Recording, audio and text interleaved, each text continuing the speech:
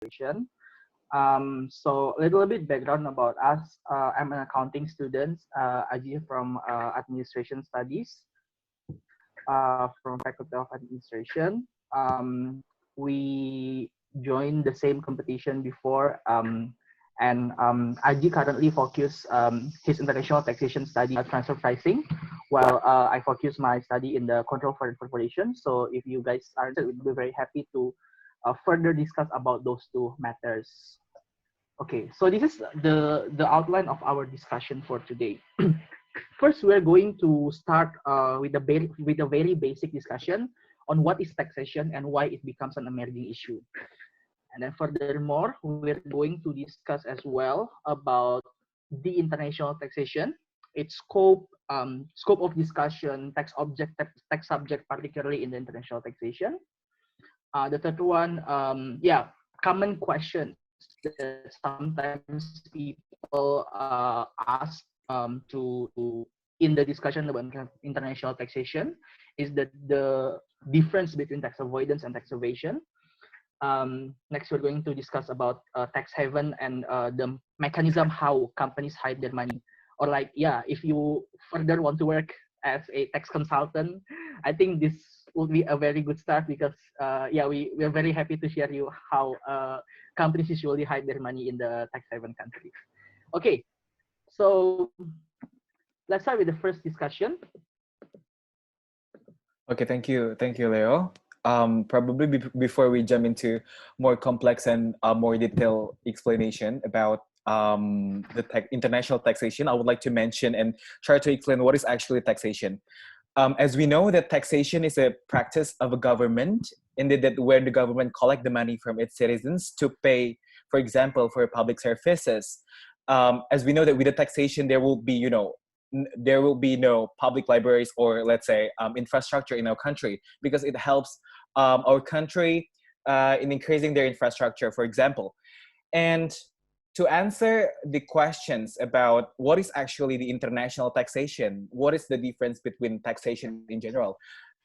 So international taxation is a study where it is study or determinations of a tax on a person or a business subject to the tax law of a different countries.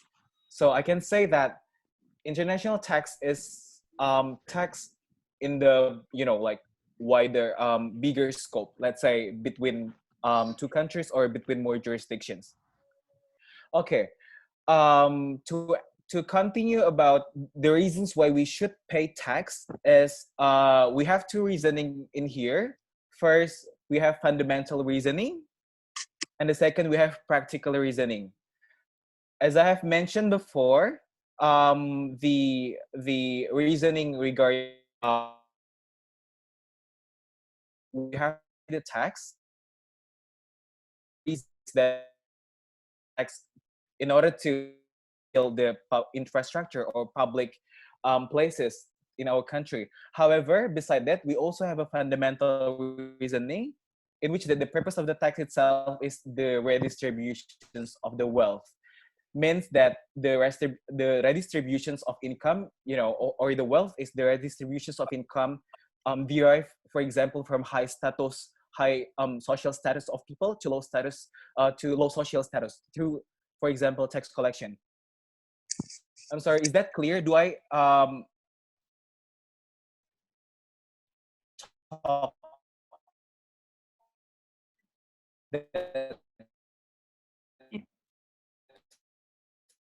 fast? Yeah, all right. Good. There are several terms that you need to us to further explain. Ya, kalau misalnya gue ngomong kecepatan juga ngomong aja ya. Okay, first we have fundamental reasoning. Second, we have practical reasoning. As I have mentioned before, for example, if we want to build like infrastructure or if we want to build, let's say, better quality of education, we use the taxation as a tool for the government to, let's say, arrange all the things in order to make a better conditions of our country. And in the taxation, we have tax ratio, in which that tax ratio is the ability of the country to collect the tax per percentage of tax potentials. As we can see from this slide, that Indonesian's tax ratio is around 30%. Means Indonesia ability is only 30%. Ability to collect the tax is only 30% out of 100%. I mean, we have, let's say, potential tax for 100%, but Indonesians' ability to collect the tax is only like 30%. As we can see, the Philippines is the highest total tax ratio in ASEAN, and Indonesia is way far, you know, from the Philippines. And the worldwide tax ratio, as we can see, it is also around 38% something. Yeah, so maybe I add up a little bit from Aji's explanation.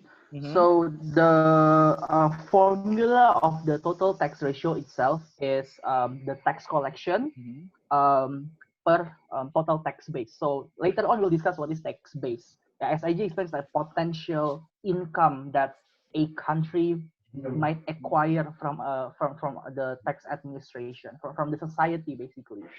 Okay, probably you may wonder why our tax ratio is that low.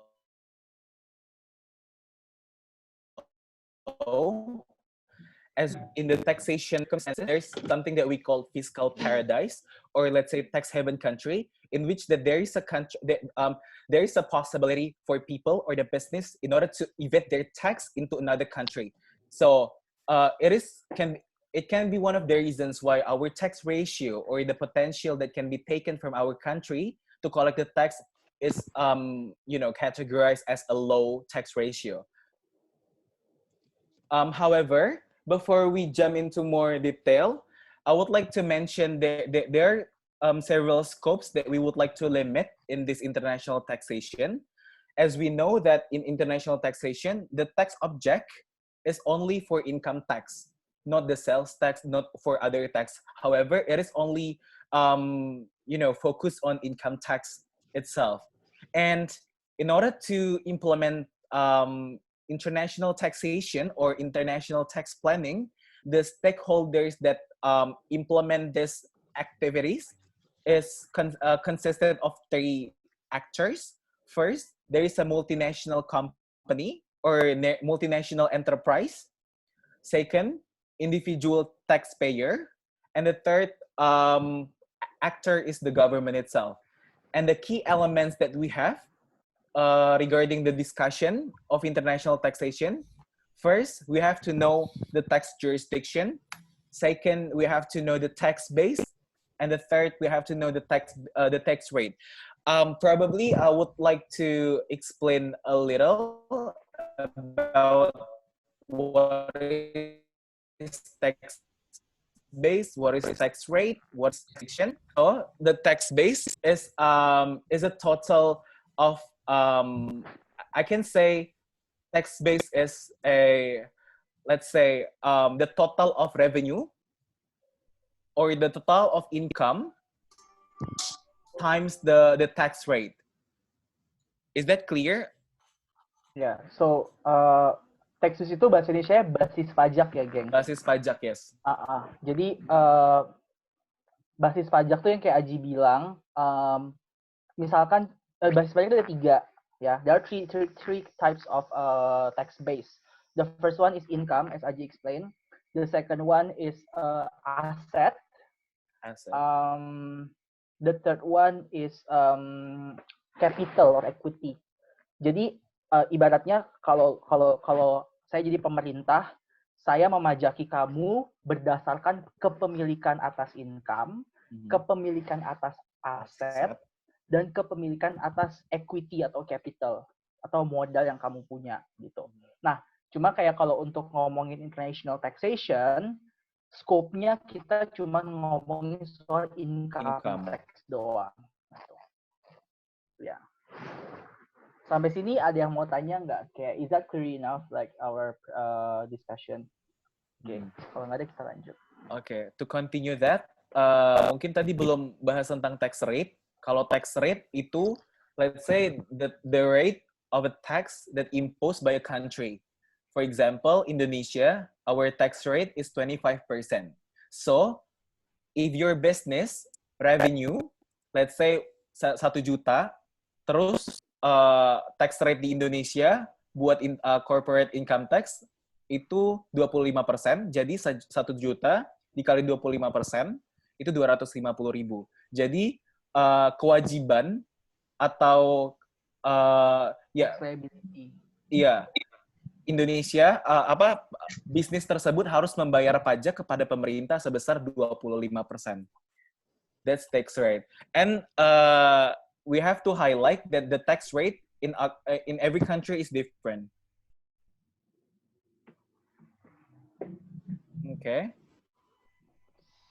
Okay, and the key terms in international taxation discussion, there will be a double taxation or a double non-taxation. Itu apa? Double taxation atau double non-taxation itu adalah implikasi ketika perbedaan jurisdiksi atau perbedaan tarif pajak atau perbedaan regulasi di tiap negara menimbulkan eksternalitas. Contohnya double taxation tadi, di mana ada case sebuah suatu objek pajak bisa dipajakin 2 kali di negara yang berbeda. Terus yang kedua, double non-taxation. Double non-taxation itu sama aja kayak ketika ada sebuah kegiatan bisnis, tapi dilakukan antara beberapa negara, namun dikarenakan adanya perbedaan regulasi, ada loopholes di regulasi tersebut, itu bisa terhindar dari pajak. Nanti kita bakal we're going to discuss it more about what is double taxation and what is double non-taxation. And in international taxation, we also have tax treaty. So it's like setiap negara itu punya perjanjian atau punya agreement, punya treaty. Let's say Indonesia dan Singapura. We have like tax treaty Indonesia and Singapore buat mengatur ketika ada kegiatan bisnis antara Singapura dan Indonesia. Terus ada juga tentang exemption and credit method, itu mungkin bakal dijelasin lanjut, dan juga ada tentang BEPS action plan. Mungkin di sini disclaimer dulu karena udah terlalu banyak kayak diction tax, economic diction, jadi mungkin bingung. Kalau bingung langsung tanya aja. Tadi ada there is a question Aji actually about tax base, tax revenue, tax rate. So maybe I will explain once again. Okay. So jadi gini, pemerintah, government atau tax administration itu mengimpose tax rate, ya. Yang tadi Aji bilang contohnya, corporate tax subjeknya adalah corporate perusahaan atau bisa juga individual taxpayer. Kalau Indonesia itu masuk ke Undang-Undang PPH pasal 25 untuk corporation, untuk individual itu PPH 21 misalkan. Misalkan tax rate-nya adalah 25% gitu ya. Itu menjadi tax base atau basis pajak.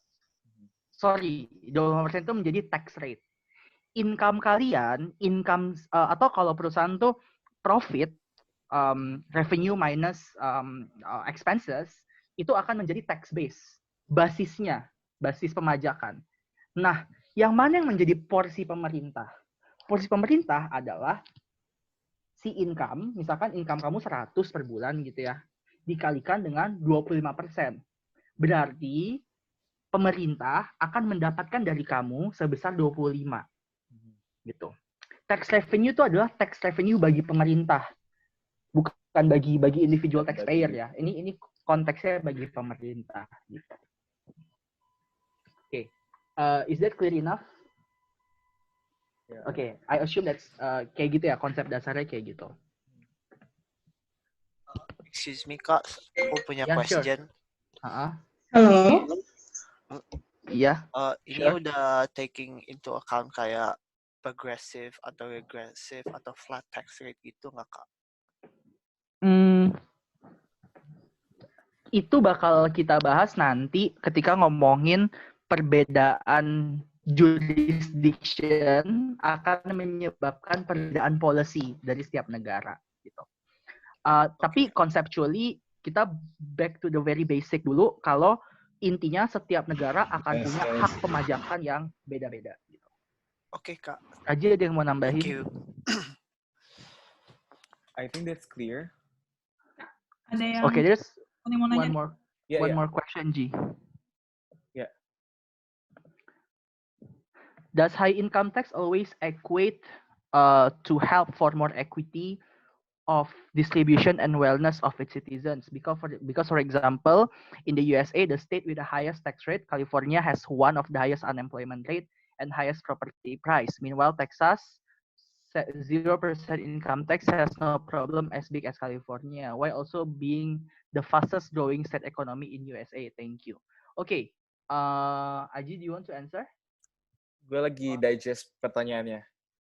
Okay, maybe I will start ya. Jadi gini,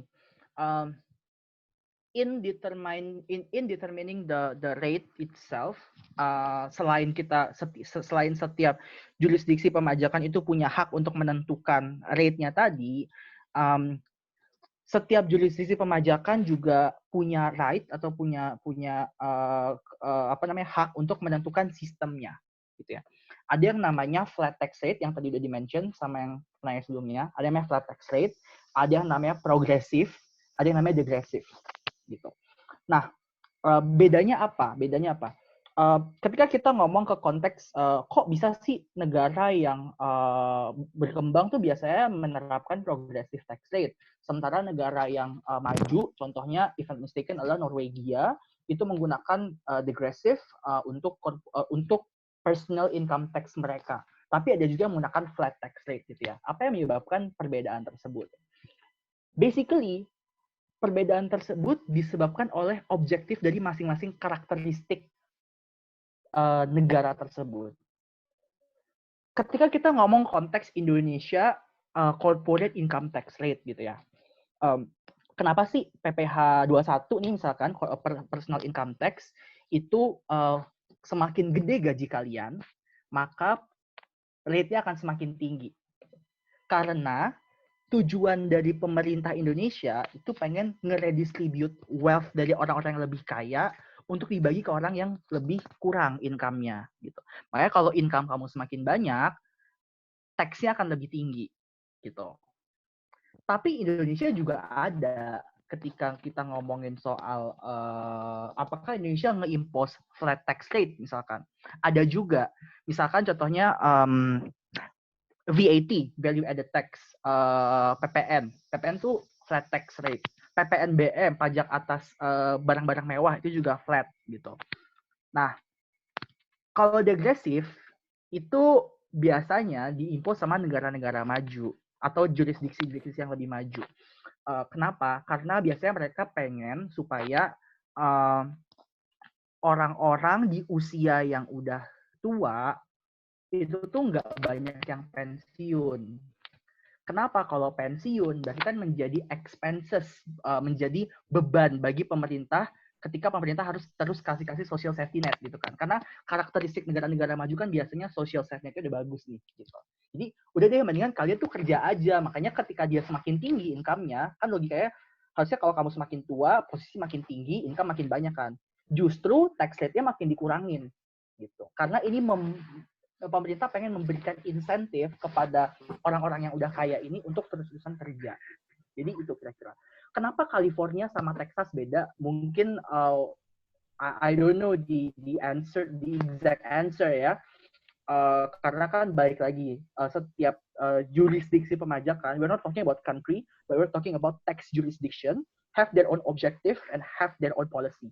Maybe they have different objective, and that's one of the reason why they create that. Ya, mungkin nambahin yang Leo ya. Soalnya pertanyaannya, does high income tax always equate to help for more equity of distributions? Well, mungkin beda kalau misalnya kita ngomongin tax, itu balik lagi juga objektif dari pemerintah mereka maunya goals-nya buat apa?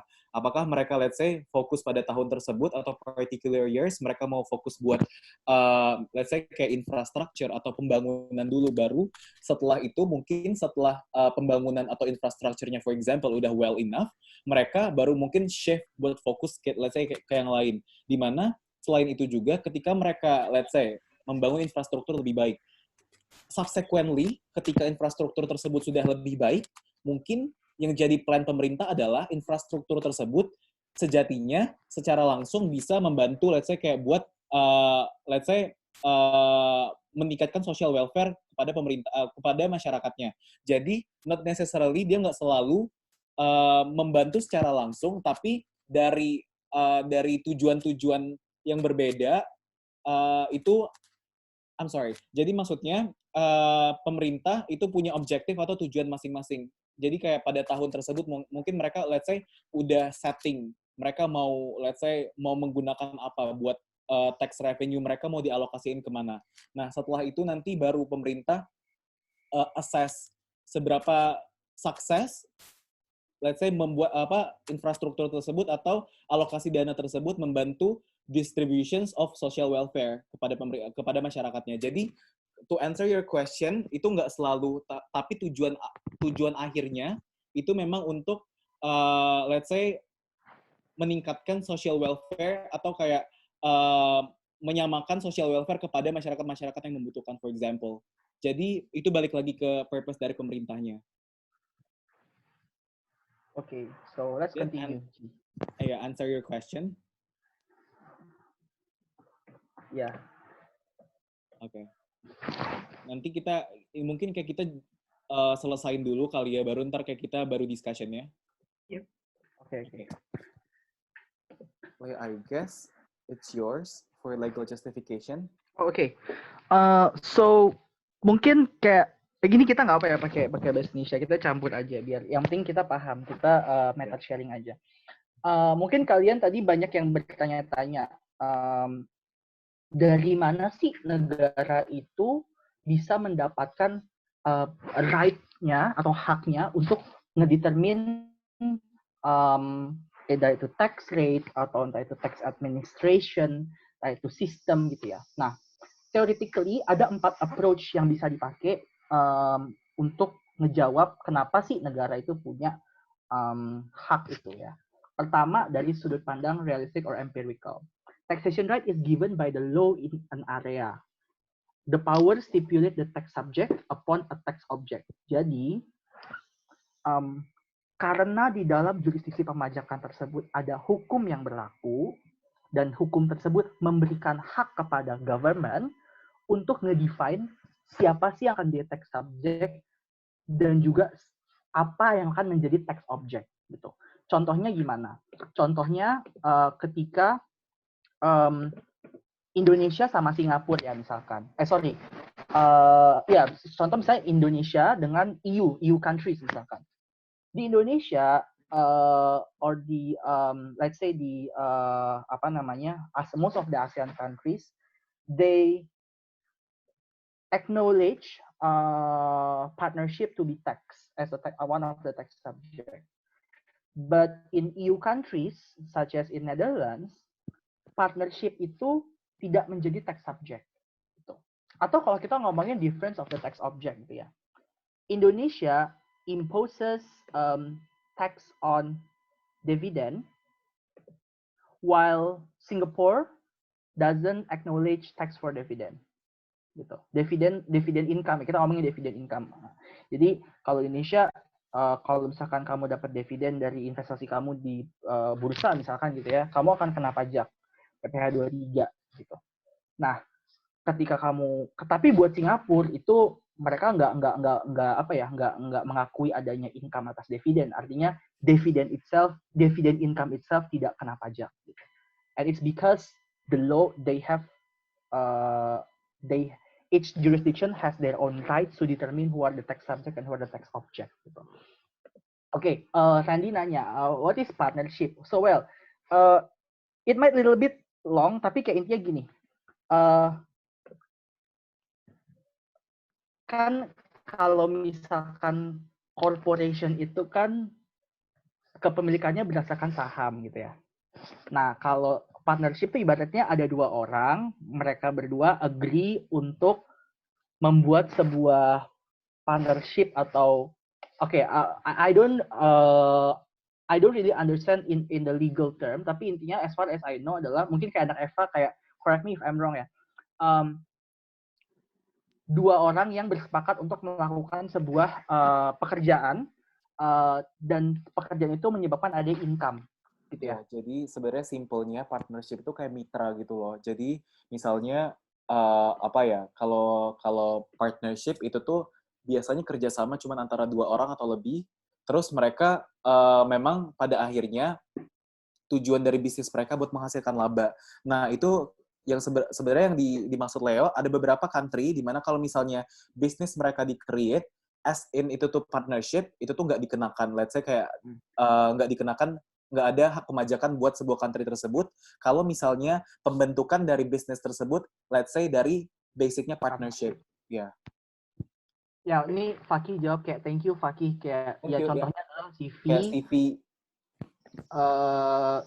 Kalau PT itu based on capital or modal. Yeah. Oke, legal justification yang kedua adalah based on the ethical or retributive theory. Jadi taxation is a form of compensation, ya, karena a tax subject already enjoy the benefit from the government, gitu ya. Contohnya gini, a mining corporation itu mengeruk sumber daya alam dari Indonesia misalkan. Therefore, they have to compensate to the harms that they created, and one of the tools for their compensation is the taxation itself. Ketiga, the contractual theory itu adalah misalkan taxation itu menjadi bentuk pembayaran atas goods and services yang di-provide sama government. Ya, karena adanya konsep contractual agreement between government and citizen. That a citizen granted the citizenship, therefore taxation is one of the payment form upon goods and services that they already enjoy or benefit from the government. Gitu. Oke, itu yang ketiga. Yang keempat itu adalah theory based on theory of sovereignty. That every single state, sovereign state, are attributed towards their own jurisdiction because they have their sovereignty. So yeah, basically that's the answer why a certain countries may determine or have the rights to determine their tax jurisdiction. Is that clear? Oke, ini Aji.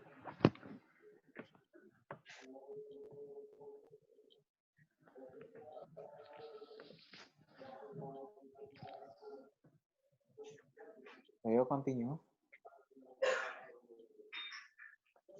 Okay, next we are going to discuss about setelah kita tahu tax jurisdiction itu apa, sekarang apa sih yang menyebabkan apa sih implikasi ketika setiap negara punya jurisdiksi pemajakan yang beda-beda gitu ya. Nah, pertama, negara bisa menganut residence principle, bisa menganut source principle, atau to certain income, dia bisa menganut residence maupun source principle. Partial. Jadi, intinya setiap negara tuh nggak cuman subjected into one type of prinsip pemajakan ya, tax principle, tapi bisa dua-duanya. Indonesia salah satu contohnya. Oke. Apa itu residence principle? Residence principle tuh ibaratnya kayak gini. Negara berhak untuk memajaki warga negaranya dimanapun mereka berada. Nggak peduli nih, kita nggak peduli mau kalian dapat income-nya dari perusahaan Singapura, mau kalian dapat income-nya dari perusahaan Amerika, pokoknya as a government of Indonesia, your income should be taxed by us. Itu residence principle. Ya, if the tax subject resides in their tax jurisdiction. Second is the source principle. Nah, source principle itu, kalau tadi si residence based on tax subject, source principle is based on the tax object. Jadi, a government may tax any income, ya, income apapun yang berasal dari jurisdiksi pemajakan mereka. Jadi, misalkan pemerintah Indonesia tuh nggak peduli mau siapapun yang bekerja di Indonesia, pokoknya income yang berasal dari Indonesia itu boleh dipajakin sama pemerintah Indonesia. Gitu ya. Itu bedanya resident sama source principle. Nah, implikasinya apa? Residence principle menyebabkan adanya worldwide income approach. Jadi, they have the right to tax the foreign income of the residents. Ya, foreign income yang berasal dari luar negeri, tapi dimiliki oleh residen dalam negeri. Gitu. Sementara source principle kebalikannya si residence, dia akan menyebabkan territorial income approach. Jadi, the government may tax the domestic income even though it comes from a non-resident tax subject. Gitu ya. Jadi itu basically kenapa apa yang ketika ada perbedaan jurisdiksi ada approach yang berbeda, jadinya itu.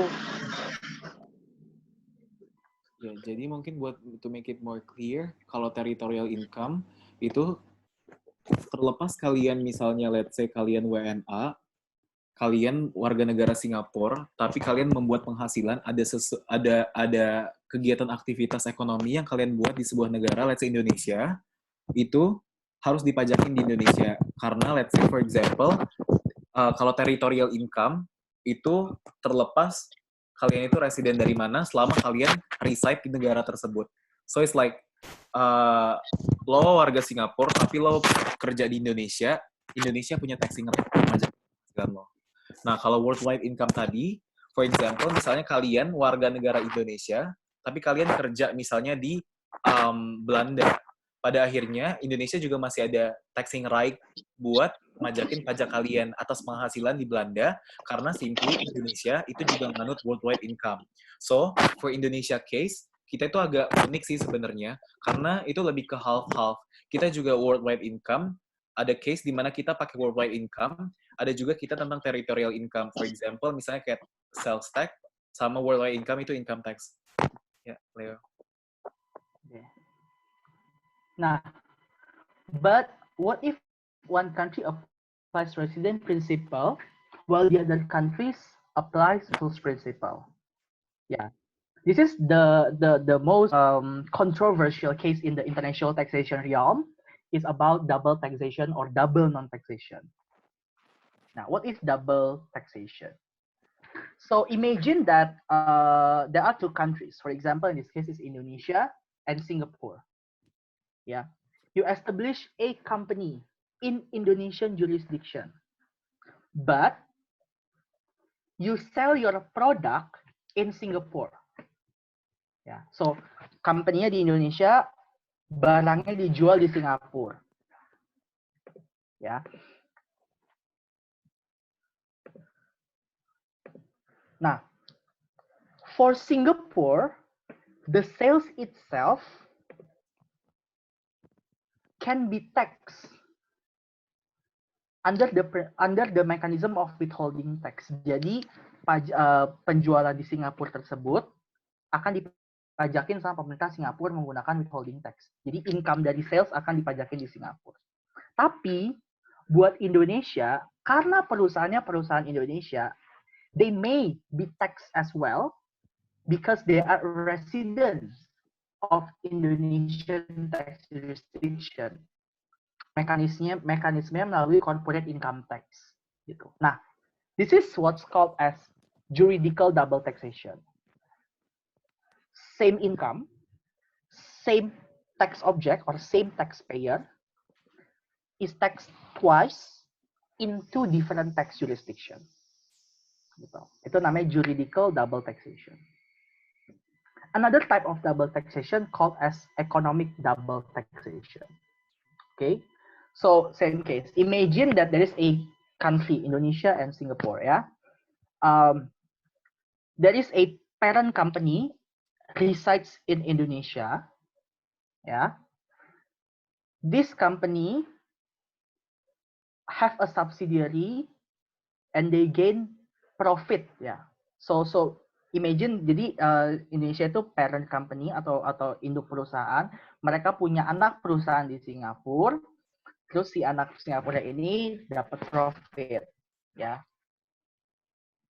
Bagi Singapura, si profit ini akan dipajaki sebagai income tax, gitu ya, buat si perusahaan Singapura. Tapi ketika profit tersebut kembali ke parent, ke induk, dia akan dipajakin lagi karena Indonesia menganut prinsip, Indonesia mengakui adanya tax on dividend income, gitu ya. Jadi the same income from the same income tax twice in a different jurisdiction by two different taxpayer. Kalau tadi juridical, the same taxpayer ya. Kalau ini two different taxpayer, tapi source of income-nya sama, gitu ya. Nah,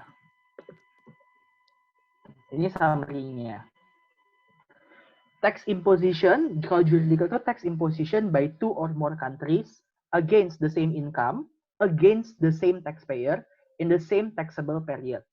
While economic double taxation is a taxation several times or multiple times against the same income, against different taxpayer. Tadi kan kalau di contoh sebelumnya, dia anak perusahaan, di tax, ketika income-nya ditransfer ke parent, dia di tax lagi. Jadi taxpayer-nya beda ya in this context.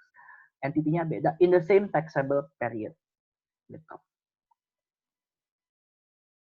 Nah, Aji, lanjut. Oke. Nah, ini tadi atas penjelasan yang udah dijelasin oleh Leo, ini sekarang kita ngomongin konflik atau potential double taxation yang bisa terjadi. Kalau yang pertama, source resident conflict, atau definisinya different applications of income principle. Atau source principle versus resident principle, di mana itu udah dijelasin Leo di konsep contoh yang kegiatan aktivitas ekonomi Indonesia sama Singapura tadi. Tapi kalau yang kedua, source conflict. Misalnya gini, definisinya different interpretation on the classification of source, in which contohnya kalau di teks itu ada design dan constructed. Contohnya, maksudnya design dan constructed itu apa? Jadi, kalau misalnya nih, multinational company atau perusahaan multinasional, dia dia mau konstruksi, mau buat sebuah perusahaan. Di mana constructed perusahaannya, let's say for example in Indonesia. Tapi yang desain itu yang desain dari let's say anak perusahaannya yang di Singapura. Nah, di sini kita bingung kan bakal ada double taxation, ada potential double taxation. Yang pertama itu bisa dipajakin di Singapura atau dipajakin di Indonesia. Nah, balik lagi ketika kita ngelihat konflik potential double taxation ini, kita harus ngerelate balik ke tax treaty. Berdasarkan tax treaty, for example, tax treaty Indonesia Singapura. Kita ngelihat apakah atas kegiatan atau aktivitas ini taxing right-nya di siapa? Either di Indonesia yang konstruksinya atau di Singapura yang desain atas konstruksi tersebut. Yang ketiga, itu residence conflict. Di mana berdasarkan definisinya, different interpretation on the definitions of residence or place of incorporation versus place of effective management. Kalau di perpajakan, ini biasa terjadi ketika misalnya perusahaan multinasional itu membangun, let's say, subsidiarinya, atau anak perusahaannya, atau perusahaan cangkangnya. Nah, di mana atas pembangunan, atau atas, let's say, adanya aktivitas pembangunan subsidiari tadi, anak perusahaan tadi, kita mau ngelihat gimana cara majakin atau taxing right-nya itu di mana gitu loh, di negara apa. Apakah ngelihat dari based on incorporation atau place of effective management. Nah, bedanya apa? Place of incorporation sama place of effective management ketika anak perusahaan tadi udah dibangun, untuk ngelihat taxing right-nya, kita lihat apakah kita menggunakan place of effective management di mana perusahaan apakah pajak tersebut dipajakin atas aktivitas yang dilakukan atau effective management oleh anak perusahaan tadi, atau legal apa ya, kayak didaftarin di mana gitu loh, legal rights buat anak perusahaan tadi. Let's say karena ada kejadian di mana kayak kasus di Google, dia daftarin anak perusahaan X misalnya itu di Irlandia, for example, di mana itu ngelihatnya based on incorporation. Tapi di satu sisi dia ngejalanin bisnisnya di Belanda gitu loh. Jadi dia ngejalanin bisnis di Belanda, tapi dia daftarin perusahaannya itu as in itu daftarin perusahaan punya Irlandia, for example. Nah, di sini bisa jadi apa ya? Kayak konflik, kita majakinnya based on apa gitu loh. Apakah based on teori incorporation atau effective management. Nah, makanya pas permasalahan Google itu terkait sama hal ini. Nanti mungkin bakal kita jelasin lagi karena mau lanjut yang keempat tentang income characterization conflict. Nah, income characterization conflict based on the definition-nya itu given the same facts that the residents and source country would apply different articles of the convention on the basis of difference in their income tax law. Nah, itu sebenarnya gimana? Nah, contohnya kayak gini. Misalnya Leo itu artis. Leo ada tour nih ke Amerika setahun. Nah, tour di Amerika Leo itu kan menghasilkan penghasilan kan. Leo punya penghasilan nih dari tour dia di Amerika selama setahun. Nah, sekarang kita, karena udah ada penghasilan tadi, kita mau majakin nih Leo. Majakin atas penghasilan yang udah dihasilin Leo. Tapi, ini bisa jadi konflik juga. Karena, apakah income dari Leo tadi based on gaji atau based on honor. Jadi, kalau dipajak, satu diksi aja tuh bisa bermasalah. For example, kayak tadi, apakah gaji Leo tadi tuh based on salary atau itu tuh based on honorarium. Nah, itu yang bisa nimbulin permasalahan karena, for example, kalau misalnya dia based on gaji, dia, let's say di Amerika, misalnya dipajakin. Tapi di Jerman, for example, Leo orang Jerman, itu nggak ada pajak atas gaji, tapi ada pajak atas honor. Jadi dia di sini bisa dipajakin dua-duanya gitu loh. Jadi dia dipajakin di US, dia dipajakin di Jerman. Jadi Leo di sini, let's say pihak yang terugikan karena adanya pemajakan berganda atas satu penghasilan, atas satu subjek gitu. Nah, mungkin kita lanjut. There's a question from Randy dulu ya. Randy ask kayak source conflict and resident conflict. Oke. So jadi gini Randy. Tadi Aji udah bilang source conflict kayak gini.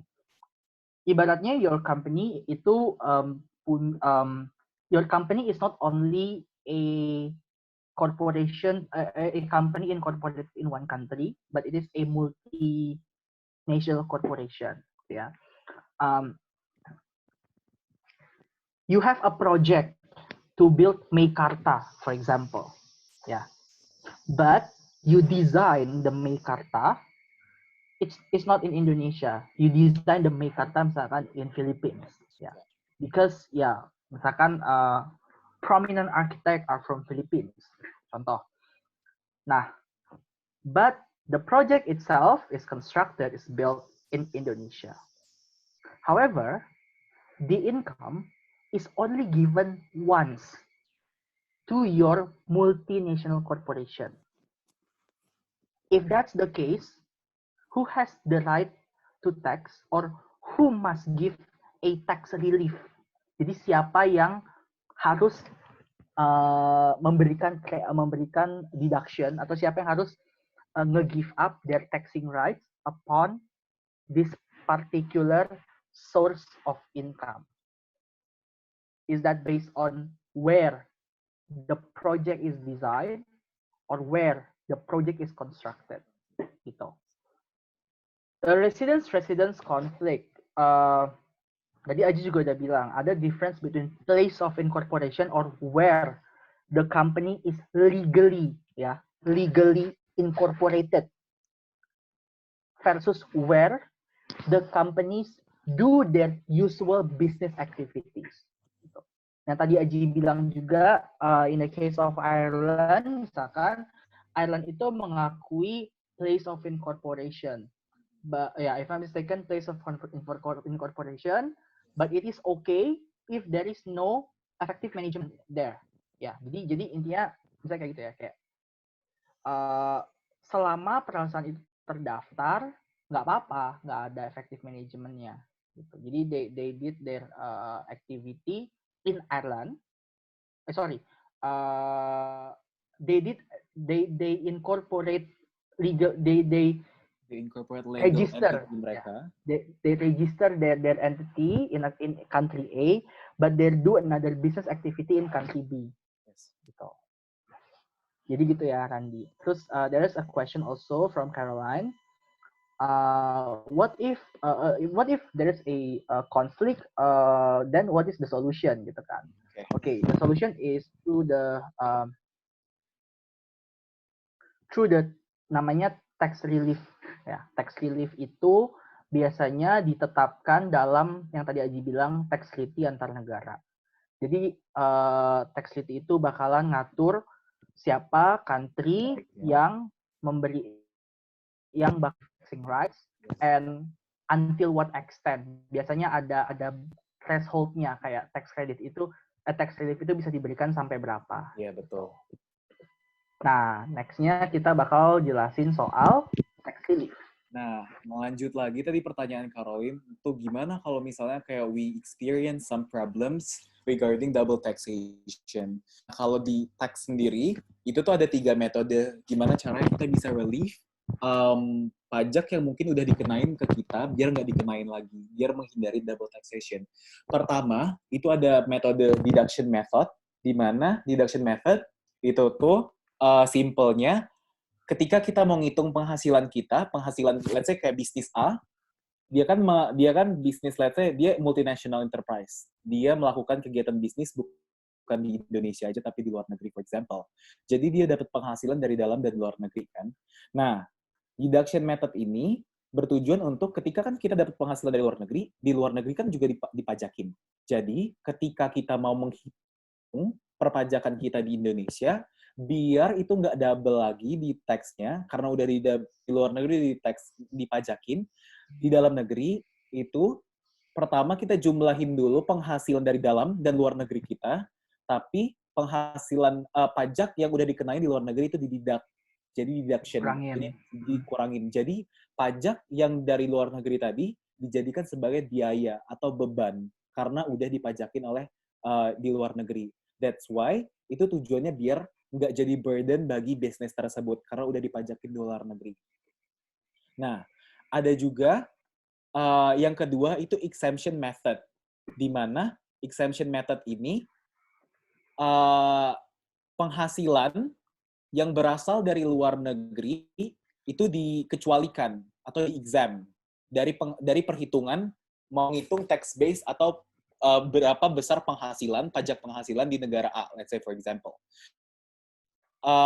Exemption method ini akan mengecualikan semua foreign source income. Nah, ini disclaimer dulu, untuk semua method ini itu based on their tax treaty. Jadi kayak tergantung misalnya Indonesia, Singapura, atau Indonesia, Jepang, atau Jepang, let's say sama Amerika, within their tax, dari tax itu mereka, tax treaty, itu nanti ditentukan. Kalau aktivitas A, itu pakainya deduction method atau exemption method, for example. Kayak gitu. Nah, yang ketiga, itu credit method, di mana the income tax expense may be credited against the foreign paid taxes without exempting the foreign source income to the calculations of domestic tax-based calculation. Jadi, kalau credit method ini sebenarnya kayak kalau sekilas mirip sih ya sama deduction method, tapi sebenarnya dia beda. Bedanya, kalau ini the income tax expense itu bisa di-credited against the foreign paid taxes without exempting, tanpa mengexempt foreign source income to the calculations of domestic tax-based calculation, untuk menghitung pajaknya. Nah, oke. Ya. Jadi misalnya gini, kita pakai contoh aja langsung ya. Ya. Misalkan kamu company A punya subsidiary company B di luar negeri gitu ya. Company A ini income-nya 60 juta, misalkan 60 juta rupiah. US dollar deh, sorry, 60 juta US dollar biar kursnya sama. Sementara foreign company kamu itu income-nya 40 juta US dollar. Total 100 juta. Nah, 40 juta ini kan dibayarkan di luar negeri kan. Berarti, misalkan saya di Singapura, berarti 40 juta ini akan kena 17%. Ya, akan kena 17% kali 40 tax juta rate di itu Singapura 17. Ya, karena tax di Singapura 17%. Dikali dengan 17% itu akan menjadi tax liability atau tax expense ya. Tax expense dari pendapatan kamu di luar negeri. Nah, kalau exemption 40 ini akan di-exempt. Jadi ketika kamu ngitung domestik, 40 ini nggak akan masuk. Jadi kamu tinggal 60 juta kali 25%. Ya. Sementara kalau kredit, kamu nggak basisnya 60 juta, tapi basisnya adalah 60 tambah 40 juta, which is 100 juta. Dikali 25%. Berarti berapa tuh? 25 juta kan? Tax liability kamu terhadap pemerintah. Nah, terus gimana 40 juta kali 17 ini? Nah, si 40 juta kali 17% itu akan mengurangi 25 juta kamu. Gitu. Itu bedanya kredit sama exemption sama deduction. Jadi kalau kredit itu kita langsung menabrakkan antara tax expense domestic versus tax expense foreign buat dapat final calculation or how much tax that should be paid to the government. But balik lagi ke tax treaty-nya. Karena di tax treaty biasanya ada maksimumnya. Yeah. So I forget like Indonesia Singapura tuh berapa, tapi kayak intinya setiap tax treaty itu mereka akan limit maximum number of credit, maximum number of deduction, maximum number of exemption gitu. Jadi kayak it depends on the policy of inside each own tax treaty. And this is why the discussion about international taxation in the context of MUN ya, ini kayak will be very different because taxation is so many bilateral treaty instead of multilateral. Gitu. Ya, jadi mungkin kayak kalau misalnya mau nge-relate sama MUN dan kayak topiknya masih international taxation, you have to know juga, let's say, aku sama Indonesia sama Singapura, understanding terkait misalnya pajak income tax-nya. Nah, misalnya di MUN, simply ini juga bisa memperkuat stance kita sebagai negara, for example, kayak misalnya kita kerja sama misalnya sama Singapura, tapi kita juga tahu legal basis, kita tahu juga the reason kenapa kita bisa kerja sama dia, simply karena kita ada tax treaty, dan tax treaty kita let's say punya the same understanding. Jadi kayak ini juga yang memperkuat let's say country stance kalau misalnya we are talking about MUN. Ya, jadi lanjut ya. Even in the context of economy ya, stance is very important in MUN gitu ya. That's my conclusion. Yes.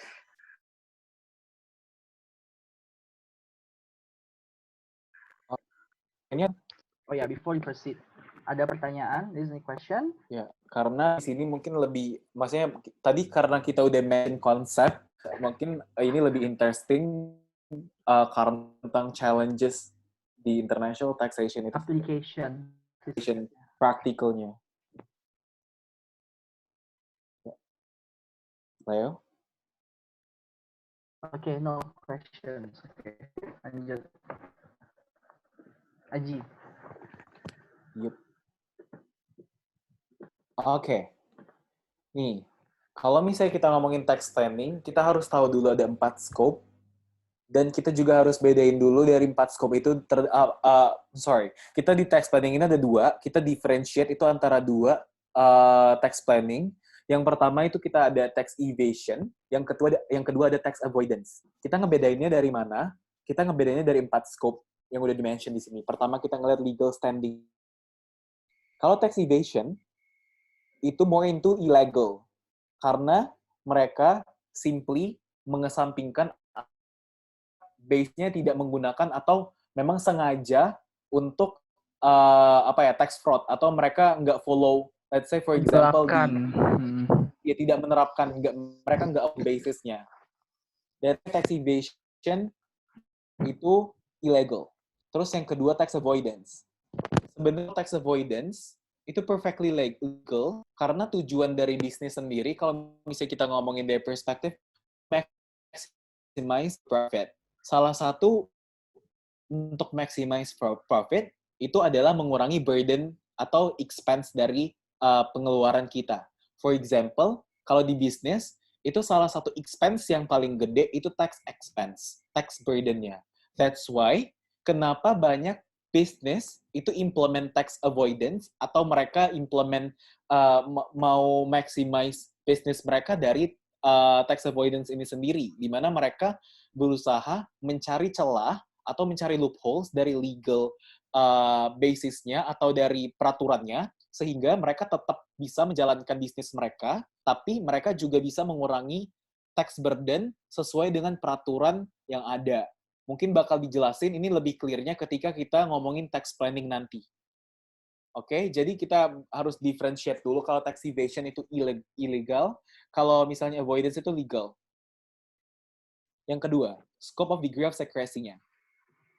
Bisa kita lihat kalau evasion itu dia includes the actions of hiding certain assets to avoid tax payment. Jadi memang sengaja gitu loh. Mereka hiding ada aset mereka sendiri. For example, mereka ada aset A sekian. Tapi let's say mereka memang sengaja nggak ngelaporin kepemilikan terhadap aset A tersebut gitu loh. Simply jadi mereka karena aset tersebut berharga, bernilai, nggak laporin, they do not have to pay the taxes. They do not have to pay the taxes to the country, to the government. Jadi kayak mereka memang sengaja gitu loh, hiding their certain assets. Nah, kalau misalnya tax avoidance, mereka masih declare gitu loh, income mereka sekian, aset mereka sekian secara transparan. Tiap tahunnya mereka declare seberapa besar mereka bayar pajak dari income dan aset yang udah mereka declare. Jadi simply, mereka masih terbuka, mereka masih transparan. Beda dari tax evasion, di mana semuanya tertutup. Terus yang ketiga, kita lihat dari scope dari type of action-nya. Di mana kalau tax evasion, dia under report atau dia nggak ngelaporin, atau mereka ngelaporin tapi kayak mereka falsify, kayak mereka secara sengaja membuat income mereka, for example, yang harus sekian, misalnya income mereka 400, tapi mereka ngelaporin atau mereka audit reportnya, let's say 200. In which, karena income kecil, basis pajaknya kan juga jadi lebih kecil kan, karena pajak dari income. That's why ini evasion, mereka illegal. Dari type of action-nya, mereka menggunakan loopholes. As I mentioned before, mereka the loopholes dari tax facility, atau for example, ada insentif yang diberikan pemerintah dan mereka bisa pakai insentif tersebut, dan juga let's say for example dari regulasi tiap negara, dari tax treaty-nya, mereka melakukan cross-border transaction, mereka menggunakan loopholes tersebut sehingga lepas dari beban pajaknya gitu loh.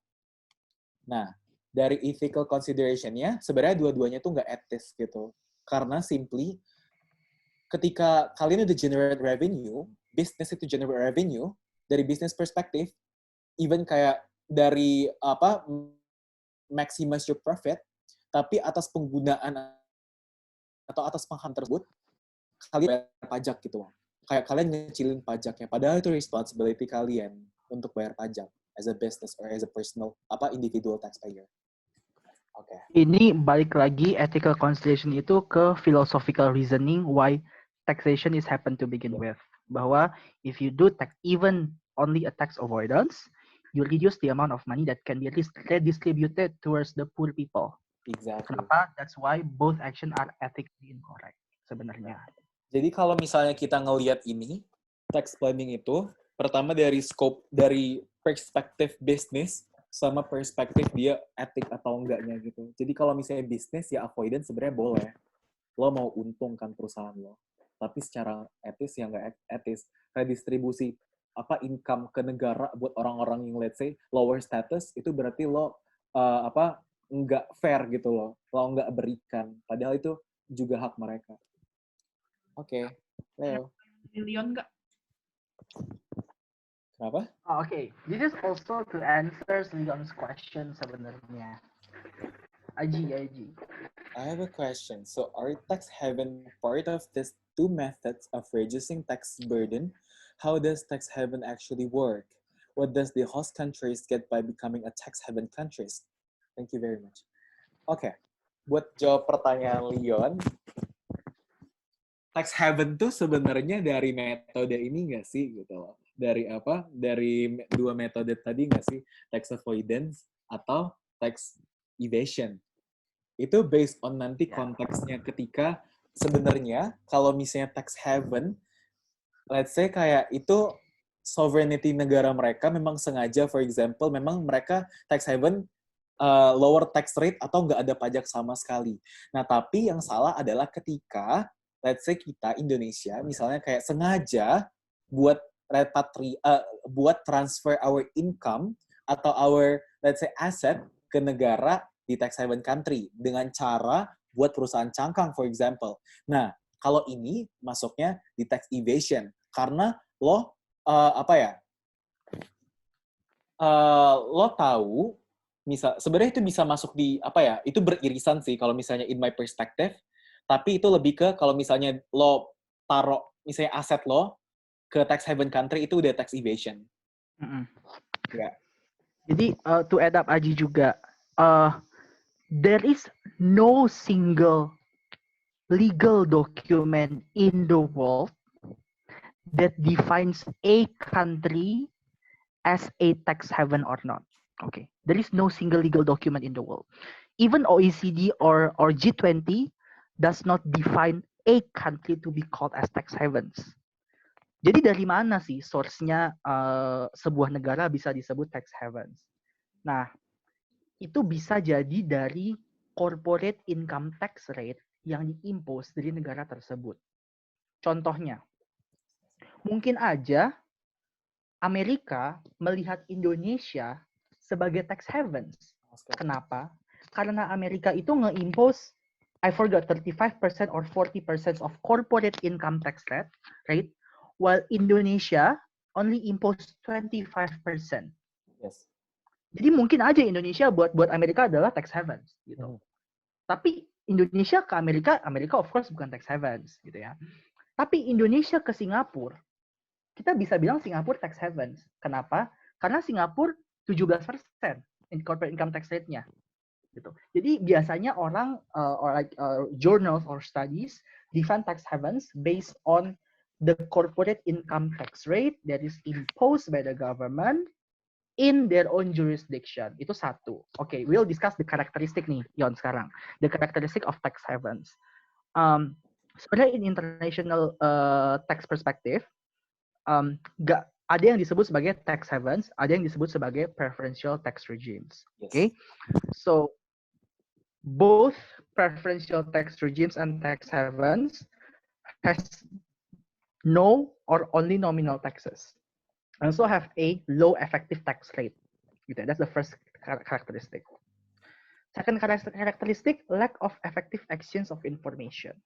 Jadi biasanya transparansi yang di-require di negara tersebut sangatlah rendah. Yep. Contoh Indonesia, contoh paling gampang Indonesia versus South Africa in terms of disclosure on corporate social responsibility activity ya. Misalkan di Indonesia CSR report itu nggak wajib, tapi buat South Africa sustainability report itu diwajibkan. Jadi kayak tergantung policy tiap negara. Tapi biasanya transparansinya akan mereka biasanya bakalan less likely mau untuk bagi datanya ke negara lain gitu. Lanjut Ji. Okay. Transparency. Ini kita udah masuk yang prevention ya. Iya.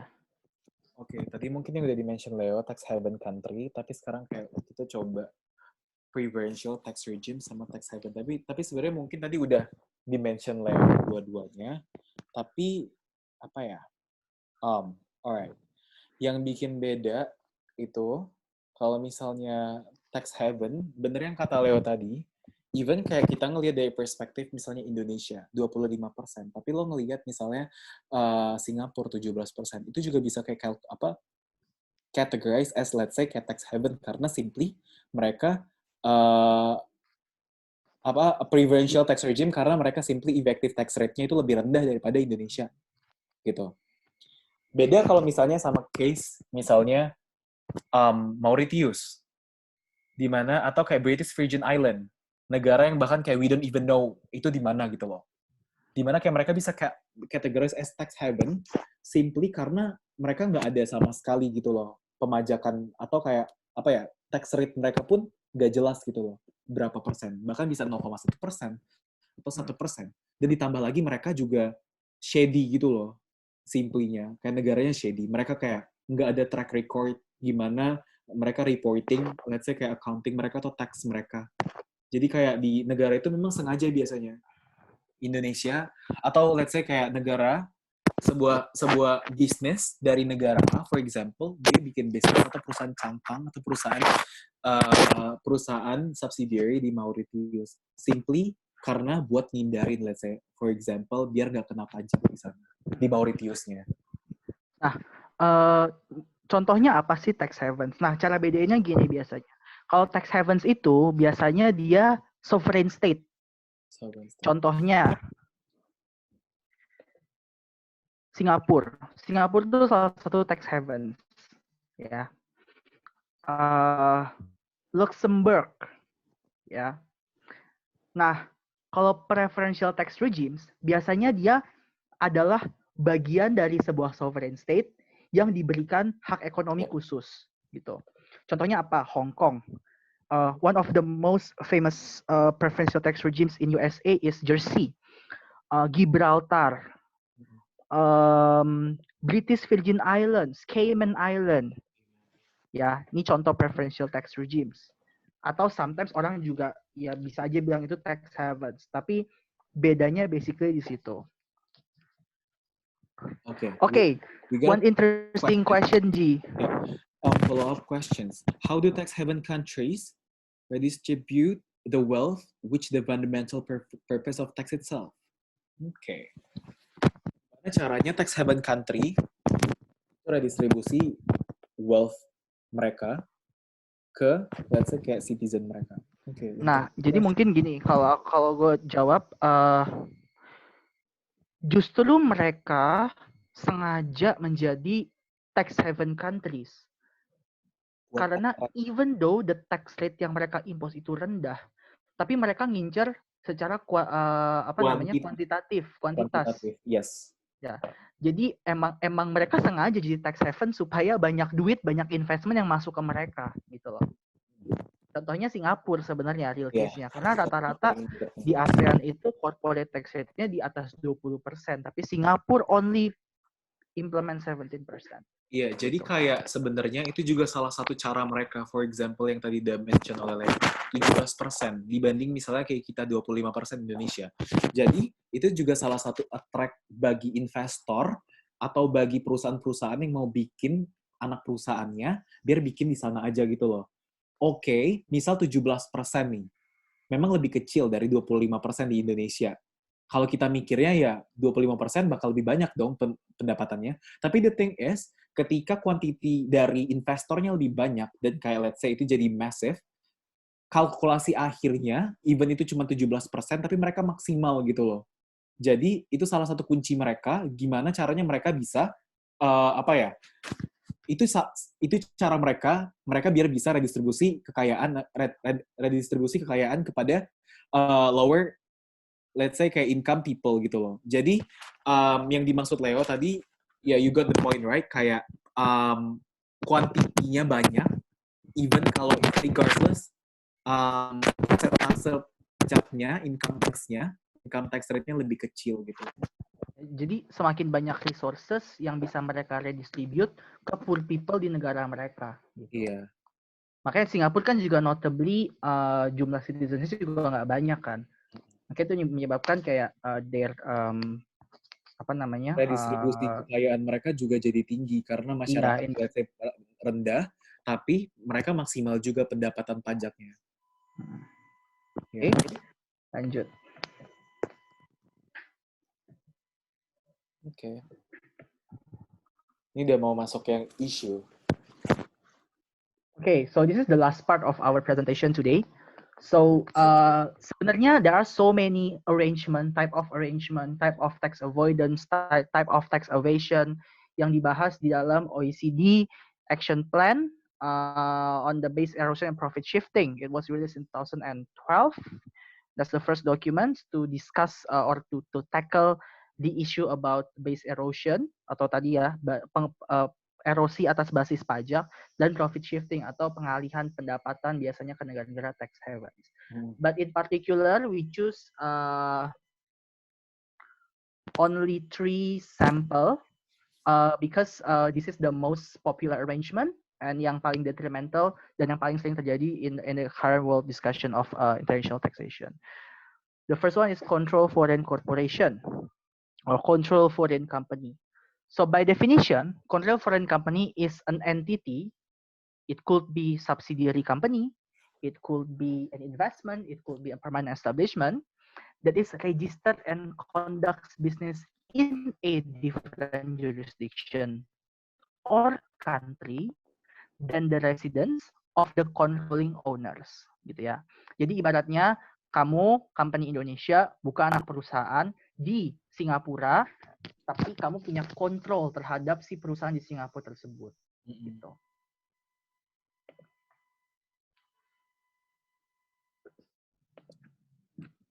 Second about the key factor. Jadi in discussing about control foreign company or control foreign corporation, yang paling penting di sini adalah apakah si parent company memiliki kontrol atas si subsidiary. Dilihatnya dari mana? Dilihatnya biasanya dari ownership of shares. Penyertaan modal saham. Penyertaan modal 50% plus 1 biasanya. Nah, di OECD establish the control foreign company rules to prevent tax evasion by shifting profit to a lower tax rate jurisdiction. Contohnya, ibaratnya kamu punya perusahaan di Singapura.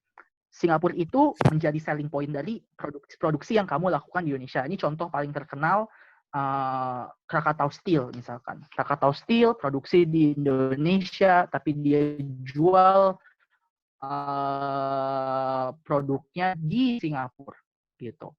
Karena perusahaan kamu, perusahaan si Krakatau Steel ini punya kontrol atas si perusahaan subsidiary di Singapura, maka kamu bisa menentukan kapan income from sales yang di perusahaan Singapura tersebut bakal direpatriate atau dibalikin ke Indonesia.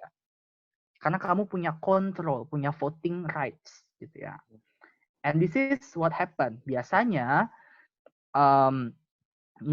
si company tersebut condong untuk tidak merepatriate income tersebut karena balik lagi tax rate di Singapura jauh lebih rendah daripada di Indonesia. Jadi sengaja profitnya ditahan terus di Singapura, Indo nggak kebagian apa-apa, tapi resources-nya dikeruk dari Indonesia gitu. That's common happen in the discussion about international taxation, gitu ya. Nah, jadi gimana? Jadi si CFC rule ini menargetkan gimana sih supaya caranya si foreign income ini bisa dibalikin ke Indonesia, gitu. Nah, itu mekanismenya melalui ada yang namanya deemed dividend. Tapi kayak we will not proceed further because like it's quite complicated and there is so many calculation on that. Tapi intinya kira-kira gambarannya CFC itu kayak gitu. Second popular arrangement called as a hybrid mismatch arrangement. Nah, kalau tadi kan yang kalau kita lihat kan adalah controlling ownership dari company kan. Nah, kalau hybrid mismatch arrangement, ibaratnya kayak gini. Definisinya adalah mereka menggunakan exploit the differences between tax system to achieve double non-taxation through double deduction, deduction without inclusion, and non-taxation without inclusion. Oke, ini ribet, tapi intinya ibaratnya kayak gini. Kamu punya perusahaan di Indonesia ya, dan kamu punya perusahaan induknya di Singapura, anak perusahaannya di Indonesia, gitu ya. Nah, si induk perusahaan ini pengen supaya perusahaan di Indonesia si anaknya maju dong. Jadinya mereka meminjamkan uang loan ke subsidiary. Ketika si subsidiary bayar loannya, maka disertai dengan interest. Benar kan? Nah, buat Indonesia, interest ini disebut deductible expense atau bisa mengurangi tax expense yang harus dibayarkan ke pemerintah Indonesia. Jadi nggak dihitung. Pajaknya bisa lebih kecil. Dideduct, pajaknya lebih kecil, gitu ya. Jadi ibaratnya interestnya dikeluarkan dari kalkulasi tax base perusahaan Indonesia, gitu ya. Nah, tapi kan harus dipajakin nih karena ini income ya. Pas lari ke Singapura, karena dia ownership-nya, karena mereka adalah related party atau perusahaan yang berkaitan, ya, jadinya menurut Singapura ini bukan loan arrangement, ini adalah ownership arrangement, gitu, kepemilikan, related party transaction. Nggak bisa nih dikategorikan sebagai interest, ini dikategorikannya sebagai dividen, gitu. Meanwhile, the Singapore tax regulation doesn't acknowledge dividend income. Jadinya di Indo nggak dipajakin, di Singapura juga nggak dipajakin atas pendapatan si interest tersebut. Itu ya, ketika dua negara memiliki interpretasi yang berbeda atas income yang sama, dan itu dimanfaatkan, itu menjadi salah satu dari hybrid mismatch arrangement. Okay, before we proceed with transfer pricing, there are two questions. I would like to answer questions from Fatki. Okay. Can a preferential tax regimes be used by a country to minimize the effect of tax havens? For example, to prevent domestic companies incorporating themselves in tax haven countries, they make a preferential tax regime for these companies. And my second is that, can a state create a preferential tax regime for a certain country? For example, Indonesia creates a preferential tax regime for Asian countries. Okay. Jawabannya bisa. Bisa. Because this is what happened in EU, gitu ya. Yes. Tapi the concept of preferential tax regime itu nggak selalu negatif ya. Yeah. Misalkan di European Union law, they have something called as the state aid law atau state fiscal aid law. Jadi European Union itu bilang bahwa setiap negara yang merupakan member of the European Union cannot give. Kalau ini kan berarti kan kayak apakah saya boleh ya, can give or not a preferential action towards a certain companies, gitu ya. Boleh, gitu. Karena kan baik lagi itu jurisdictionnya negara. Tapi when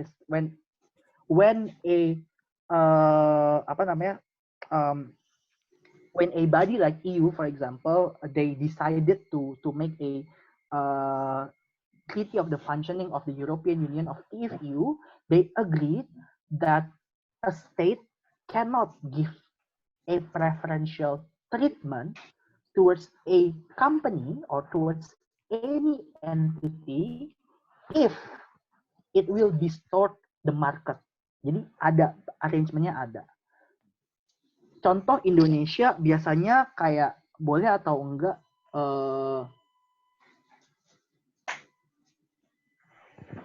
can a preferential tax regime be used by a country to minimize the effect of tax haven?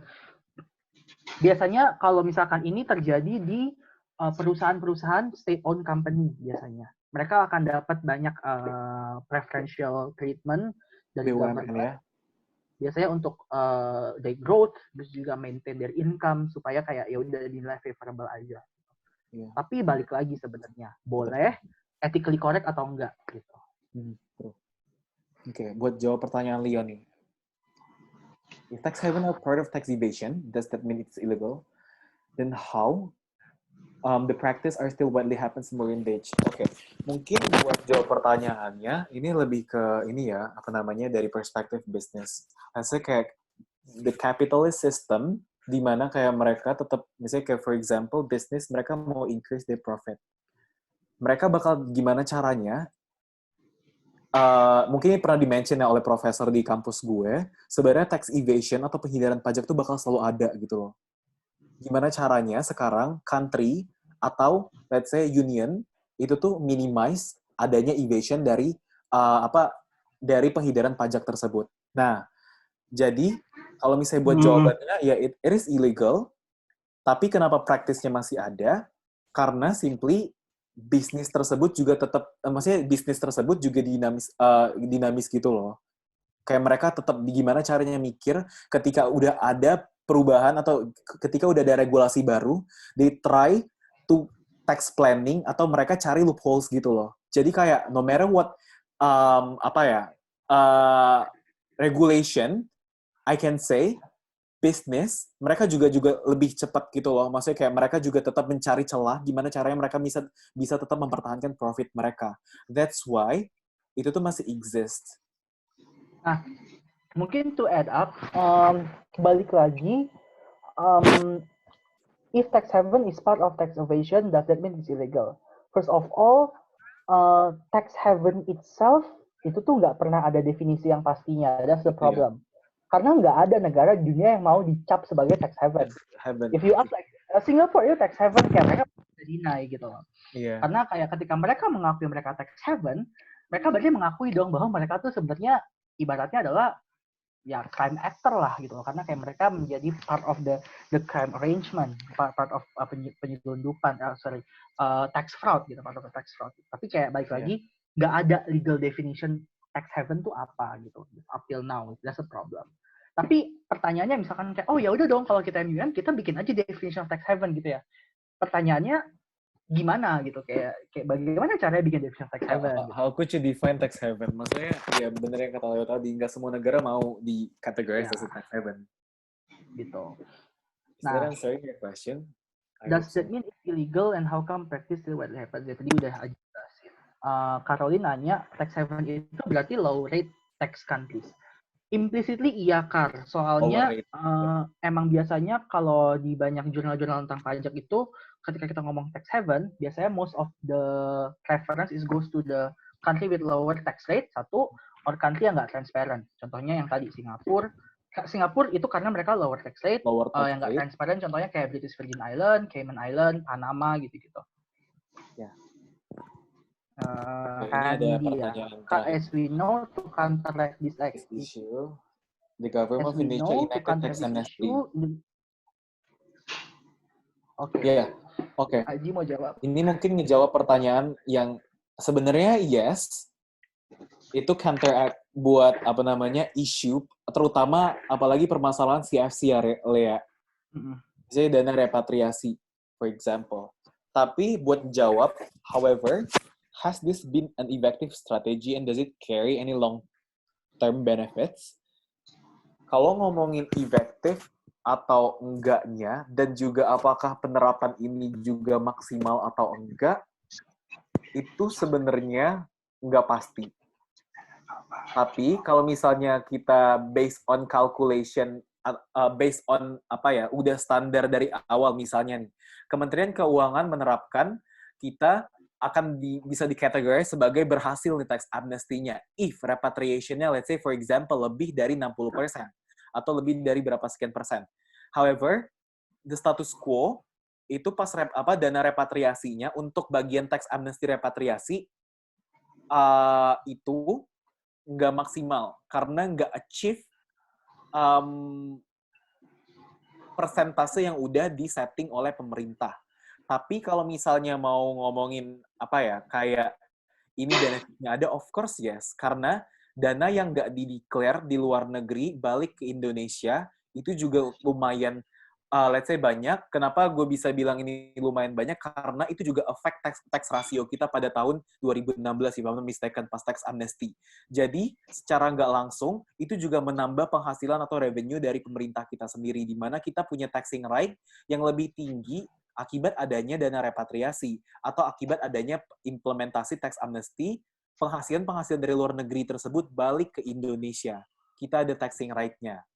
Tapi kalau misalnya mau ngomongin effective or not, itu sebenarnya harus dibarengin sama cara-cara lain. For example, kita harus implement ada namanya BEPS, Best Erosion Profit Shifting, di mana itu juga dipropose oleh OECD. Jadi, tax amnesty itu nggak bisa berdiri sendiri. However, it should be, let's say, incorporated with other strategies. For example, tadi BEPS action. AOI sama CRS. Yes, IOE, sama Common Reporting Standard. Yes. Nah, jadi to add up, ini kayak disclaimer, this is my personal opinion ya. Menurut gue tax amnesty itu langkah patetik sih. It's a very pathetic step by any government in the world if they implement tax amnesty. Kenapa? It shows the incapability of the government to trace down their assets or the assets that is incorporated to their tax subject all over the world. Gitu ya. Yes. Kenapa patetik? Kan tax amnesty kan kamu kasih pengampunan pajak atas sebenarnya mungkin aja tax evasion yang kamu lakukan di negara-negara even itu tax haven ataupun preferential tax regimes gitu kan. Jadi tuh kan conceptually tax amnesty itu gini. Kalau kamu punya aset di luar negeri yang dilaporkan pada tahun pajak tertentu, sekarang boleh kamu laporkan tapi kena denda gitu. Itu kan patetik kan, kayak ya berarti lu sebelumnya lu nggak bisa sebenarnya nge-trace aset-aset lu gitu loh. Nah, tapi balik ya, lagi, juga lo memaafkan. Iya, lu memaafkan kesalahan-kesalahan taxpayer lo gitu loh. Tapi balik lagi Indonesian government butuh duit gitu loh. Dan kayak ya tax amnesty is one of the way to collect the money, the asset itself. Tapi ketika tax amnesty berdiri sendiri itu nggak akan pernah bisa efektif. Karena regardless, kalau misalkan nggak ada enforcement, nggak ada better investigation, ya duit gue yang gue taruh di Panama ya nggak bakal bisa di-trace sama pemerintah gitu. Makanya it requires another steps, which is automatic exchange of information. It's a treaty that every single government may disclose their even its domestic or foreign entities and disclose to the other countries or other government. Satu. Second is a common reporting standard that all countries all over the world may create a statement or may create their report only in one format. Jadi kayak balik lagi kan, kalau kita bahas basic akuntansi, ada yang disebut IFRS, International Finance Reporting Standard, ada yang disebut GAAP, Generally Accepted Accounting Principle. Ada country yang accept GAAP, setengah accept IFRS. Jadi kayak these differences make it hard for every single countries to trace down where is my asset, where is my income. Tapi ketika ada common reporting standard, bahasanya ibaratnya jadi universal gitu. Jadi itu ya, jadi tax amnesty nggak akan bisa efektif kalau nggak disupport sama IOI sama common reporting standard. Ya intinya kayak kalau misalnya mau ngomongin efektif strategi atau enggak, itu kita harus tahu dulu benchmarking efektif yang lo maksud itu apa. Kalau misalnya mau bilang juga tax amnesty sebenarnya kita memaafkan gitu loh taxpayer yang udah pertama nggak bayar pajak, mereka bertahun-tahun nggak bayar pajak. Di sini kayak muncul unfairness di mana buat orang-orang yang udah bayar pajak tepat waktu gitu loh, kayak apa namanya, iya, gue nggak dapet benefit apa-apa, gue bayar pajak cepet, tapi kayak satu lagi mereka dapat amnesty gitu loh, mereka dapat pengampunan pajak, tapi padahal mereka sebenarnya awalnya menghindarkan buat pembayaran pajak. That's unfair. Oke, mungkin kita lanjut aja ya langsung materi yang selanjutnya, yang terakhir itu transfer pricing. Nah, kalau misalnya di pajak internasional itu sendiri, transfer pricing itu salah satu isu yang paling apa ya? Let's say kayak it's very sexy in international taxation. Iya, kontroversial. Karena dari praktek transfer pricing itu sendiri, banyak potensi pajak yang harusnya bisa dipajak hilang gitu loh. Gitu. Nah, tapi kayak before that, gue jelasin dulu apa sih sebenarnya transfer pricing. Nah, dan juga mungkin outline-nya, pertama itu transfer pricing itu apa?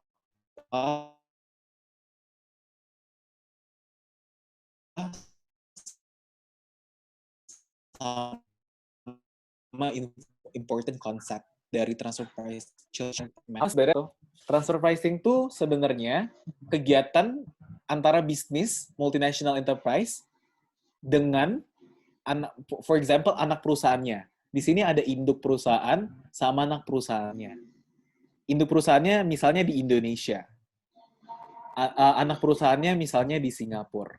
Nah, ketika pembangunan, maksudnya kayak ketika adanya apa subsidi dari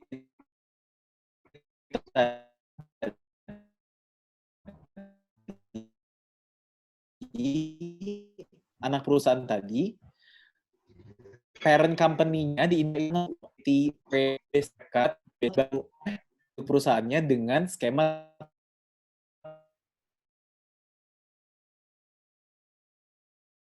mention dulu konsep dari transfer pricing. Ada konsep yang harus kita tahu sebelum kita belajar transfer pricing. Di transfer pricing, di mana special relationship itu yang gue bilang tadi, contohnya induk perusahaan sama anak perusahaan. Kalau di Indonesia itu karena adanya penyertaan modal, for example. Misalnya gue menyertakan modal gue di Leo sebesar 25%. Gue punya tuh Leo sama gue jadi gue sama Leo itu jadi related party atau perusahaan yang punya hubungan istimewa gitu, special relationship.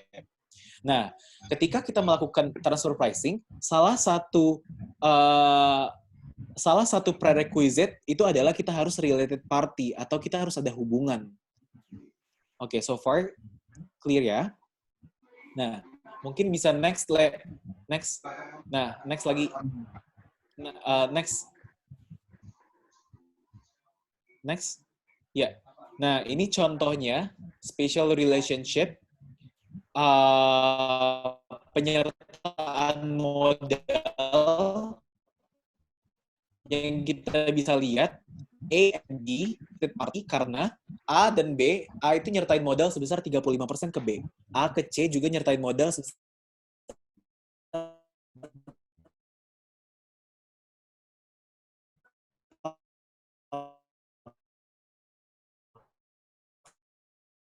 10%. Nah, A dan B itu nggak dari penyertaan modal, tapi bisa juga secara nggak langsung. Misalnya yang ini, yang B dan C, dia dikontrol oleh the same entity, oleh perusahaan A, gitu loh.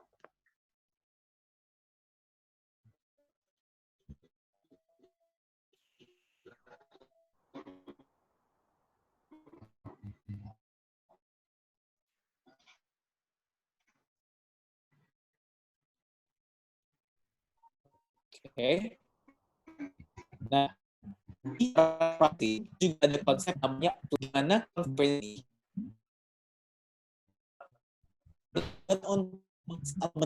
apakah aktivitas antara induk dan hubungan itu tuh sesuai atau enggak. Nah, kita misalnya gue contohnya ngejual perusahaan gue. Ini ya karena anak perusahaan jadi related party ya, relationship. Misalnya gue ngejual perusahaan yang nggak ada hubungan sama gue. Misalnya gue ngejual 20 juga, atau gue ngejual 19 yang mendekati 20. Nah, arm's length ini buat ngebuktiin sebenarnya apa yang gue lakuin ke perusahaan yang punya hubungan istimewa sama gue, misalnya contohnya anak perusahaan, itu harus sama yang gue lakuin ke perusahaan independen yang gak ada hubungan sama gue. Jadi, ini buat nge-create fairness-nya, gitu loh. Jadi kayak ini treatment of the parties as if mereka tuh independent of each other. Oke?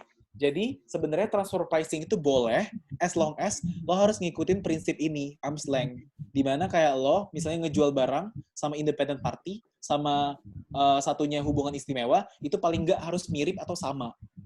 hampir mirip atau sama. Nah, oke, next, Le. Nah, mungkin ini gue langsung kasih contoh aja ya. Ini contoh praktek transfer pricing di mana kayak dia menggunakan celah atau loophole dari regulasi. Ini contohnya Starbucks. Ini Starbucks di UK, di mana Starbucks membuka cabang di negara Inggris sebanyak 800 gerai. Nah, Starbucks UK ini membeli kopi nih. Dia membeli biji kopi dari berbagai negara melalui Starbucks Swiss. Dia ngebeli kopi dari Starbucks Swiss, di mana karena pajak di Swiss itu, pajak penjualannya itu rendah, 2%. Dan Swiss ini punya hak hukum atas biji kopi. For example, legal rights-nya itu, legal rights dari penggunaan biji kopi Inggris ini ada di Swiss. Di mana pertama, dia sales tax-nya lebih rendah. Jadi kayak ini tax planning-nya biar mereka bayar pajak penjualannya lebih rendah. Nah, di samping itu, karena karena udah menjalankan operasi bisnisnya, Starbucks Inggris itu kan punya keuntungan tuh. Mereka punya profit. Mereka menghasilkan keuntungan. Starbucks UK ini mentransfer profit, keuntungan mereka ke Cafe MAA BV Belanda. Jadi ada perusahaan Starbucks di Belanda, di mana perusahaan Belanda ini dia tuh pemegang hak kekayaan intelektual atau dia megang patent rights dari Starbucks dan dari Starbucks dan berada di negara tax haven di Belanda. Ini Belandanya bukan the Netherlands ya, bukan the Kingdom of Netherlands, tapi yang tadi udah dijelasin kayak di dalam Belanda dia juga ada kontrol sebuah, let's say kayak place kayak British Virgin Island tadi. Ini di Belanda, tapi di mana itu tax haven country. Oke? Nah, jadi setelah Starbucks UK tadi mentransfer keuntungan ke Cafe di Belanda, di mana itu juga tadi Starbucks melakukan offshore licensing atau patent rights-nya itu ada di negara Belanda yang tax haven. Setelah itu yang si Cafe BV di Belanda tadi itu juga berada di Inggris. Nah, jadi operasi Starbucks Inggris itu sebenarnya di bawah kendali Starbucks di Belanda. Bukan necessarily dari East, tapi di Belanda. Paham? Mungkin agak bingung ya, karena kayak ini, it is very complicated. Nah, tapi the thing is kayak gini. Starbucks Inggris tuh di bawah kendali Belanda. Karena license tadi pertama itu Cafe MABV tadi pemegang haki dari Starbucks si Inggris. Dan ada di tax haven di Belanda. Nah, Starbucks Inggris ini di bawah kendali Starbucks di Belanda yang tax haven tadi. Tapi selama beroperasi, Starbucks Inggris, dia tuh selalu dibiayai tuh melalui utang dari cabang Starbucks lain. Nah, kenapa Starbucks Inggris, dia tuh dibiayai melalui utang dari cabang Starbucks lain? Karena di dalam report accounting-nya, mereka tuh mendeklar kalau mereka tuh sebenarnya rugi gitu loh. Jadi buat mengelabui otoritas pajaknya, as if karena mereka nggak ada pendapatan, mereka dibiayain tuh pakai utang dari cabang Starbucks Inggris udah transfer penghasilan mereka ke Belanda yang tax haven country tadi. Oke? Jadi buat ngelihat kalau misalnya dia ada tax planning dan ada tax transfer pricing, dia seolah-olah nggak ada penghasilan karena udah dia transfer ke Belanda, tapi di satu sisi dia juga dibiayain oleh perusahaan lain. Biar seolah-olah dia tuh nggak ada penghasilan. Nah, karena itu makanya Starbucks Inggris dia bayar cicilan utang dan bunga yaitu ditransfer ke luar negeri, yaitu ke negara tax haven. Karena tadi license-nya di luar negeri, di tax haven tadi. Pada akhirnya, karena dia under-reporting, dia nggak ada penghasilan, karena dia report-nya dia rugi, selama 3 tahun atau selama 4 tahun, dia tidak membayar pajak di Inggris. That's why kayak dia implement tax planning, di mana kayak pertama dia menggunakan hak paten tadi sebagai transfer pricing-nya, tapi di satu sisi dia tax planning-nya menggelapkan, dia nggak ngelaporin pajak dia. Dia membuat perusahaannya seolah-olah dia dalam keadaan rugi gitu loh. Okay, it's probably more it sounds complicated, I know. Tapi the thing is, di sini salah satu contoh kalau Starbucks itu tuh tidak membayar pajak dengan cara mereka membuat perusahaan mereka rugi. Dan biar itu nggak obvious banget, mereka membuat perusahaan itu tuh minjem, si Starbucks Inggris ini minjem duit dari perusahaan lain. Seolah-olah mereka nggak ada penghasilan. Excuse me, Kak. Yep.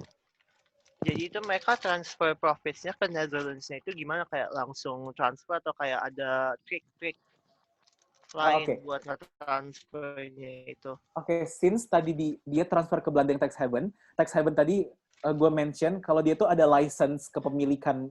Iya. Oke. Jadi si Inggris mentransfer penghasilannya ke Belanda. I'm sorry about that. Yeah, it's okay. Dia jadi ada transfer penghasilan.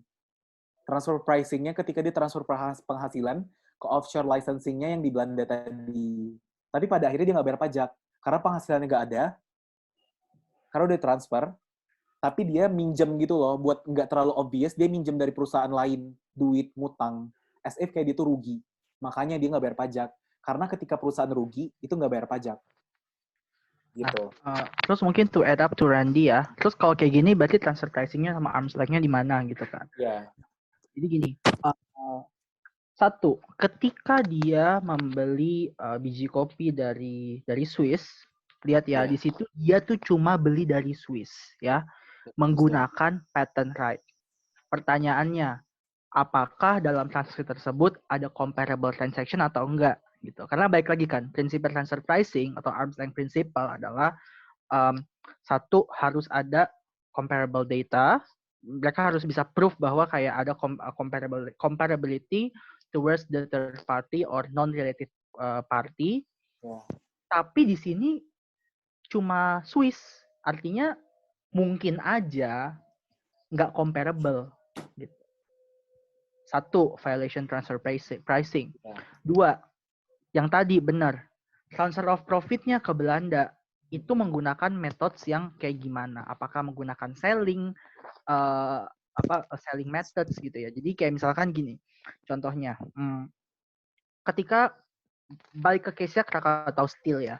Krakatau Steel jualan ke subsidiary company-nya di Singapura, misalkan jualan satu unitnya harganya 100 gitu ya.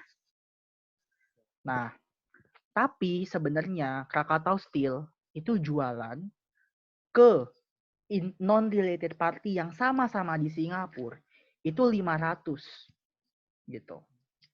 Dari arrangement tersebut, berarti hak pemajakan Indonesian government terhadap that transaction itu cuma 100 dong. 100 kali 25%.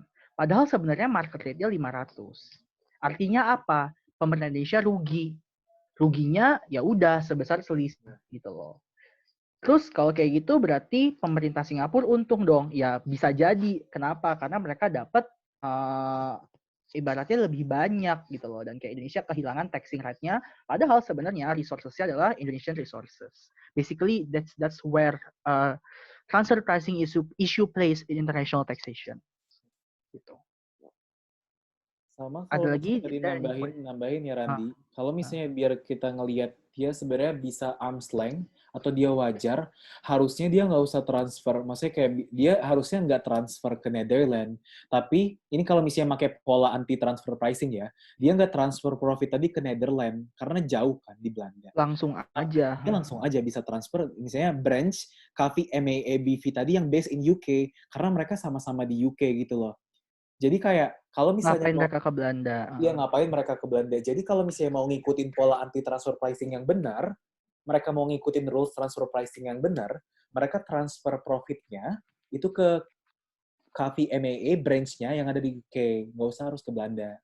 Padahal kan di sini yang udah di-mention, Belanda yang dimaksud di sini adalah Belanda yang tax haven gitu loh. Gitu. Thank you very much, Kak. Sure. Okay, any other questions? Oh my god, it's so complicated. Any questions? You can ask anything. Wait, basically, about something that you still have in your mind, misalkan kayak. Oh, kalau misalnya kalian curious dan pengen belajar lebih, maksudnya kayak pengen nanya, you can ask Leo or me personally lewat email atau lewat WhatsApp. Or their Instagram, anything, just reach us. Gitu. Yes. Yep. Okay. All I right. think that's all. Yeah. I guess since it's already 6 p.m. too, takutnya ada yang mau keluar saja. Exactly. We should probably close the sessions. And I believe that this session is very insightful because like I personally learned a lot about taxation. So thank you to our amazing speakers, Kak Aji dan Kak Leo. Kudos to both of them. And thank you for everyone yang udah participate. Kita bakal kirim PPT-nya. We're going to upload the PowerPoint to our G Drive. So yeah, I think that's all. Stay safe, stay healthy, stay happy. See you in our next general training. Thank you, Kak Leo. Everyone. Thanks, Aji. Thank you. Thank you so much. Thank you, Kak. Thank you, Kak. Thank you.